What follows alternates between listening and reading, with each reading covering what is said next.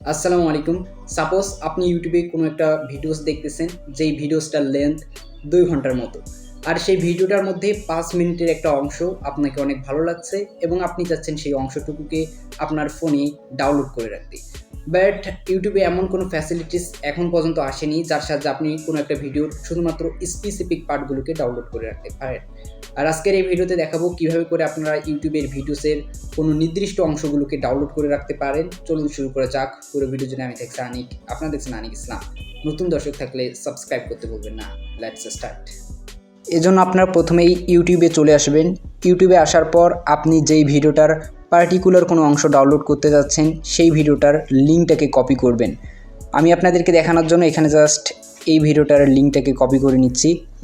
আর লিঙ্কটাকে copy করার জন্য ভিডিওর পাশে 3 ডট আইকনে ক্লিক করার পর শেয়ার অপশানে ক্লিক করবেন, তারপর কপি লিঙ্কে ক্লিক করবেন, তাহলে এই ভিডিওগুলোর লিঙ্ক কপি হয়ে যাবে।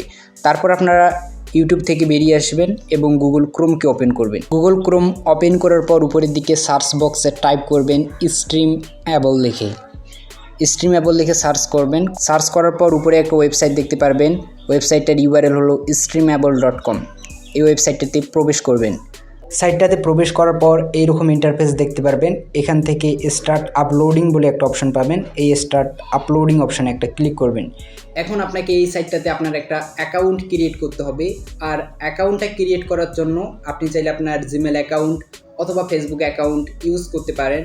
আর আপনি যদি সেগুলো ইউজ করতে না চান তাহলে আপনি র্যান্ডমলি একটা ইউজার নেম সেট করে আপনার অ্যাকাউন্ট ক্রিয়েট করতে পারেন। এরপর আপনারা এইরকম একটা পেজ দেখতে পারবেন এবং এখানে পেস্ট ইউআরএল বলে একটা অপশান পাবেন। এখানে ইউটিউব থেকে যে লিঙ্কটা কপি করছেন সেটা এখানে সিম্পলি পেস্ট করে দেবেন। তারপর একটু ওয়েট করবেন, আপনার ইউটিউবের ভিডিওটা এখানে প্লে হবে। সো তারপর এখানে আপনার একটা দাগ দেখতে পারবেন, নীল দাগ, এবং এর দুই মাথায় দুইটা গোল বিন্দুর মতো দেখতে পারবেন। এগুলোকে সোয়াইপ করে আপনি আপনার যতটুকু ভিডিওকে ডাউনলোড করতে চাচ্ছেন সেটা সিলেক্ট করবেন।